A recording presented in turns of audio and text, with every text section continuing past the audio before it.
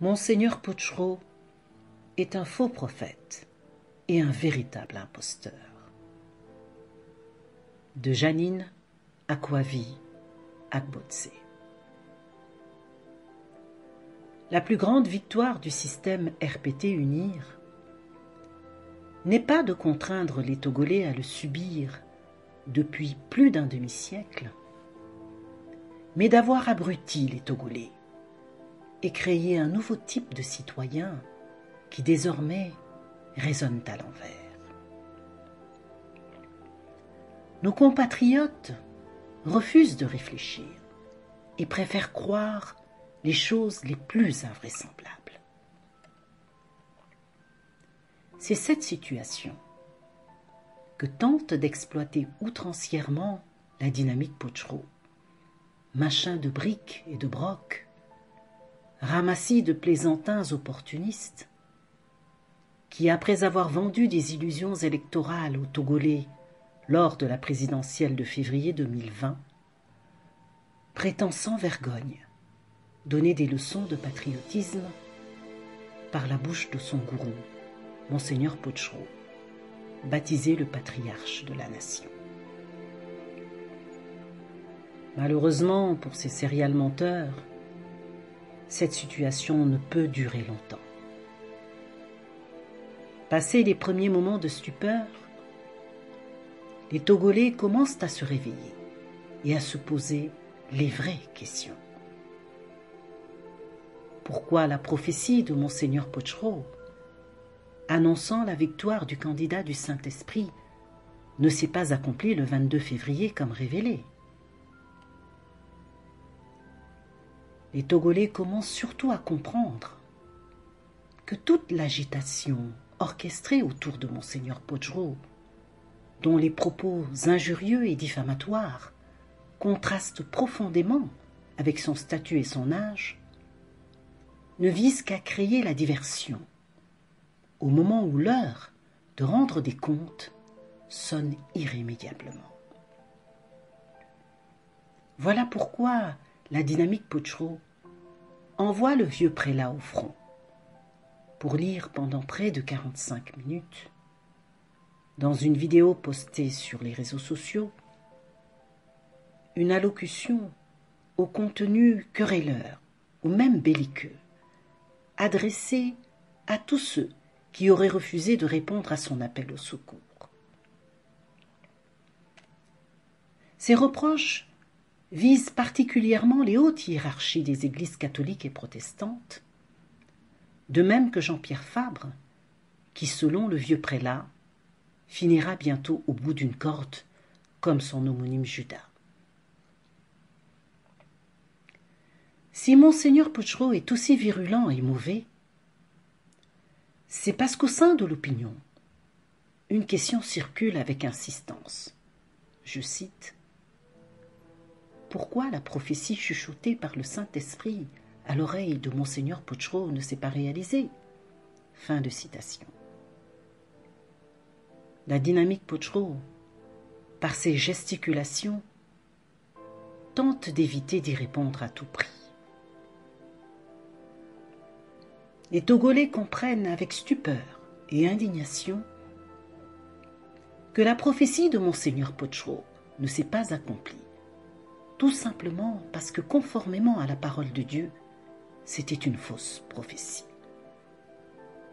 Car il est écrit dans la Bible, dans Deutéronome 18, versets 20 à 22, je cite: « Mais le prophète qui aura eu l'audace de dire en mon nom une parole que je ne lui aurai point commandé de dire, ou qui parlera au nom d'autre Dieu, ce prophète sera puni de mort. »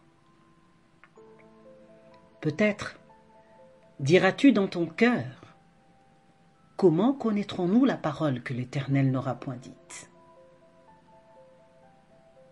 Quand ce que dira le prophète n'aura point lieu et n'arrivera pas, ce sera une parole que l'Éternel n'aura point dite.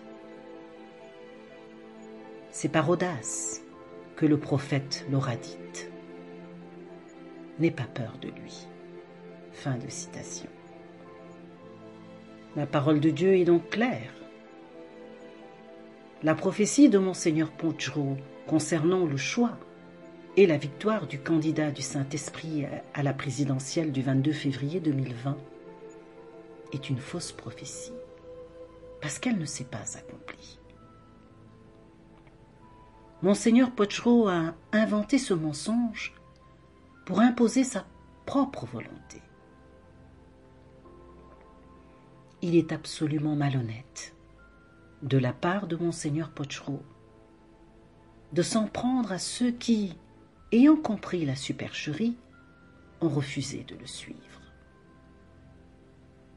Monseigneur Pontgeroult ne peut pas en vouloir à ses collègues religieux de l'Église catholique et des églises protestantes qui connaissent la parole de Dieu autant que lui, de ne pas répondre à son appel à le rejoindre pour défendre une fausse prophétie. Il n'a échappé à personne que le satisfecit décerné à la hiérarchie musulmane vise à remercier le PNP du soutien que celui-ci a apporté à la dynamique Pontgeroult, en raison de l'animosité de ce parti vis-à-vis de l'ANC. Quant au traitement particulier réservé à Jean-Pierre Fabre par la dynamique Pontgeroult, il procède de la haine dont Monseigneur Pontgeroult poursuit le président de l'ANC à cause du refus catégorique de celui-ci de laisser le vieux prélat s'immiscer dans le fonctionnement des partis politiques en prétendant désigner un candidat unique à l'opposition. C'est ce péché, ce crime de lèse-majesté que Monseigneur Pontgeroult entend punir à tout prix. Tous les propos insultants et diffamatoires déversés sur ceux qui auraient ignoré ses sollicitations, toutes les amabilités dont Monseigneur Pontgeroult gratifie régulièrement le président de l'ANC, manifestent la haine accumulée dans son cœur et qui le mine, le consume, le détruit à petit feu. La parole de Dieu est claire, je cite, « Race de vipères, comment pourrez-vous dire de bonnes choses, méchants comme vous l'êtes? Car c'est de l'abondance du cœur que la bouche parle. » Fin de citation. Évangile de Matthieu au chapitre 12, verset 34. Le Seigneur Jésus est encore plus explicite lorsqu'il déclare « Ce qui sort de l'homme, c'est ce qui souille l'homme. Car c'est du dedans, c'est du cœur des hommes que sortent les mauvaises pensées, les adultères, les impudicités, les meurtres, les vols, les cupidités, les méchancetés, la fraude, le dérèglement, le regard envieux, la calomnie, l'orgueil, la folie. Toutes ces choses mauvaises sortent du dedans et souillent l'homme. » Fin de citation. Évangile de Marc, chapitre 7, versets 20 à 23. La parole de Dieu est donc formelle. En croyant faire du mal, en calomniant et en diffamant, en maudissant, Monseigneur Pontgeroult se nuit à lui-même. Les mauvaises phrases qui sortent de sa bouche sont accumulées dans son cœur avant qu'il ne les prononce. Elles le minent irrémédiablement.